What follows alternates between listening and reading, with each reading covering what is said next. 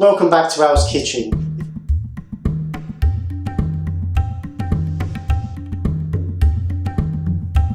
If you watched my last video, you would have known it was a 5 spice madras. Been getting lots of popular feedback for that curry. So thanks to all of you that have tried the curry and have liked it. Made this curry for your dinner parties, for your families, for yourselves. This time around I'm going to be doing a similar curry, but this time it's going to be a 5 spice BiR Vindaloo. I know Vindaloo is a really popular curry, especially for those that like it on the hotter side. It's a nice rich tomato based curry with a sour edge and hot chilli running right through the curry gravy. For those that don't know what BiR is, it's British Indian restaurant. It's the kind of curries we're used to eating in the UK. So before any Indians and Pakistanis and Bangladeshis tell me, oh that's not authentic, you're right, it's not authentic. We don't want authentic. We love authentic, but we want British Indian restaurant style curries that we're used to eating in the UK. So without further ado, let's check out all the ingredients. Spices, a little bit of a cheat here. This is a herb, but it can also be used as a spice. This is a teaspoon of Methi Leaves, also known as fenugreek. So we will be using a teaspoon of that. Here I have 1 tablespoon of Malt Madras curry powder. Feel free to use your own curry mix powder if you make up your own. And again, here I've got 1 tablespoon of hot chili powder. You can also use extra hot chili powder. This is just the hot kind because it's quite a hot curry, the Vindaloo. Here we have 1/4 teaspoon of black pepper. Here we have 1/4 teaspoon of Garam Masala. Over here I have 2 tablespoons of tomato puree mixed with some water, just so that when you're adding it to your curry in the frying pan, it's nice and easy to pour out. Here I have 2 teaspoons of malt vinegar. You can also use red or white wine vinegar. This is just to add that bitter sour note that complements the hot chilli. So your tongue's going to be nice and hot from the chilli and with a slight sour edge, which I think your tongue interprets as being even hotter. Here I have a heaped teaspoon of chopped garlic. This is fresh, not shop bought from a jar. Please don't use shop bought from a jar. It has lots of preservatives in the jar, and this is going to make the curry taste horrible and nasty, and when you cook this in the pan it's going to splutter everywhere. Not nice to use, much better if you use fresh. Here we use 1/4 teaspoon of salt. And here I've got a fresh handful of finely chopped coriander. I'm going to be using some of this coriander in the curry and also for garnish.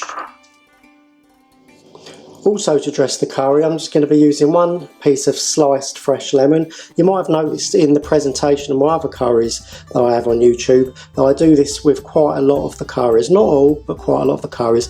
And what I do is I slice a piece of lemon and then I slice from the inner top to the bottom, so that when you place it on the curry you can just twist it and make a nice little curved S shape that goes on top of the curry. So I'll be using that a little bit later.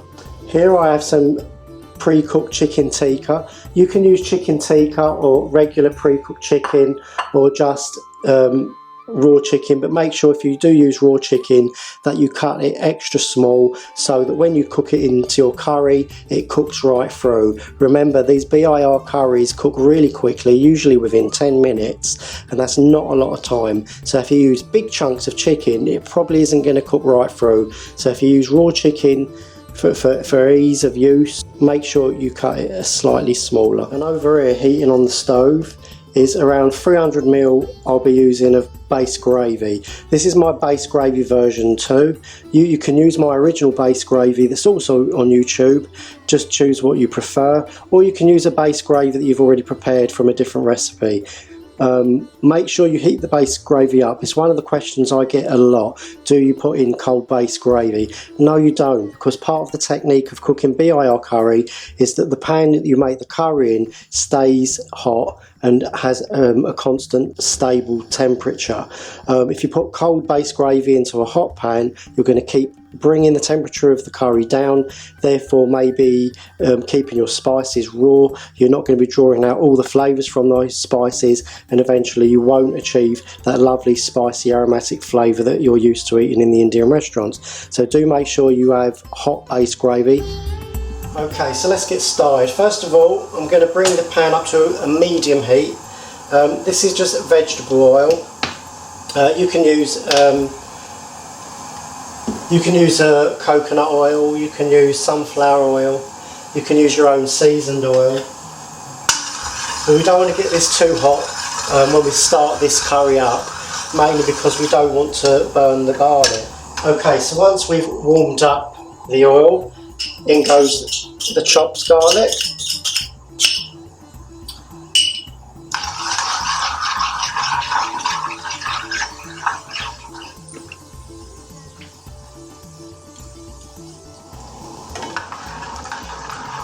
Okay, so we'll cook the chopped garlic for around 20 seconds. And then we want to add in all of that tomato paste.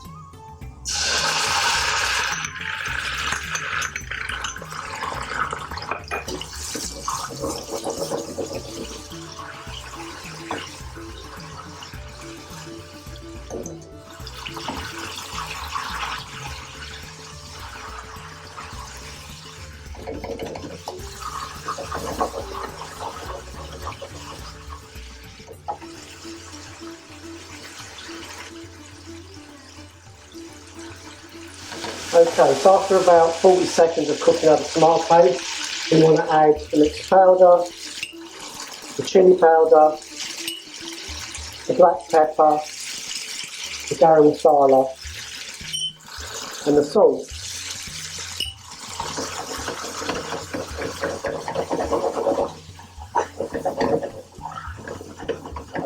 Remember, it's very important we don't burn our spices. If you feel at home when you're doing this that you're starting to burn, just add just a tiny drop of base gravy.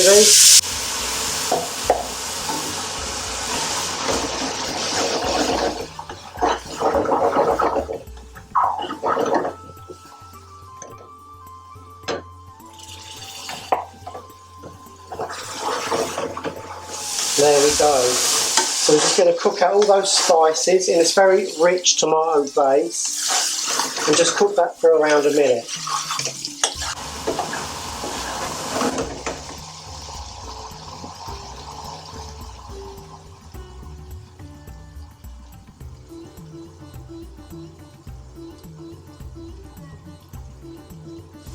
Okay, so it's at this stage we can add the vinegar, give that a stirring,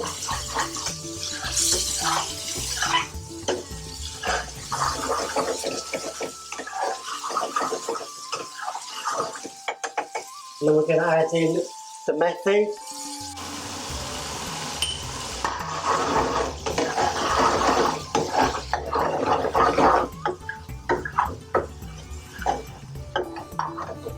Right, so that's cooking lovely, it's getting thick, and now I'm going to add in the meat. And 1 full ladle of base gravy.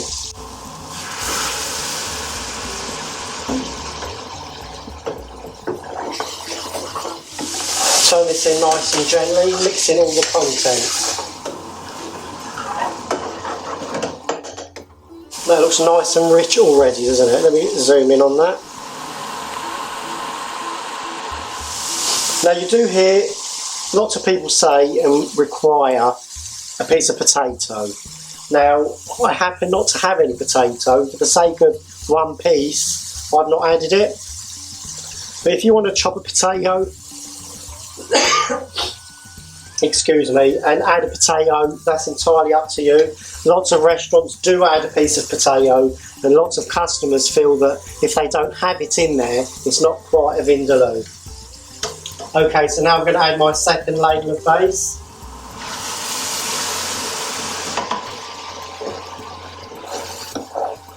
Stir that in gently.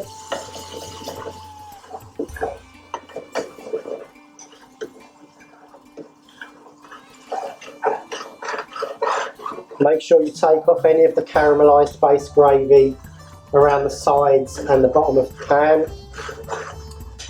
We don't want it to burn, we just want it to sweeten.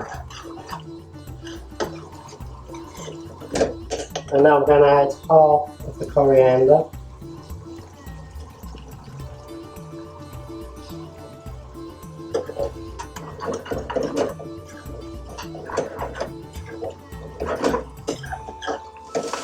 Well, I'm going to throw in 2 segments of tomato.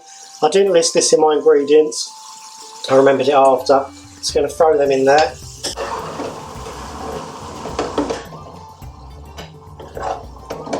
I'll just cook that for about 1 minute. Okay, so this little beauty's ready. So there we go. There's the Vindaloo all ready. It's got a lovely gravy with this. This is nice with nice, I like this with Peshwari naan because the curry's nice and hot, but the Peshwari naan is sweet. So with the heat and the sweet, it is perfect every time. Look at that lovely gravy. There you go. Anyway, so remember what I said about the twist of lemon, so just give that a little shake and put the twist of lemon on top, just like that.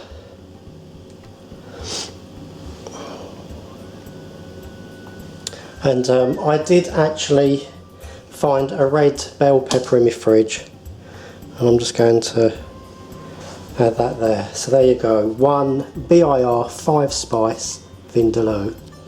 So now it's time for the taste test. So there you go, so take a look at that.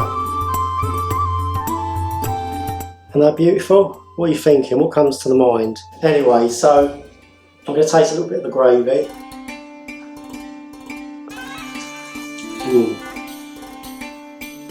I mean, it's absolutely perfect. The base gravy is adding a nice sweetness. The chilli's giving it a nice hot punch. The vinegar element is giving you that slight acid, sour note. The spices are giving it a nice rounded flavour. And the presentation, come on, look at that, guys.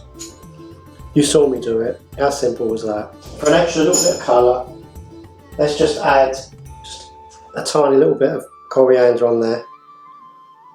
So now we've got the green, yellow and the red. Just a touch. Let me put the camera down on that.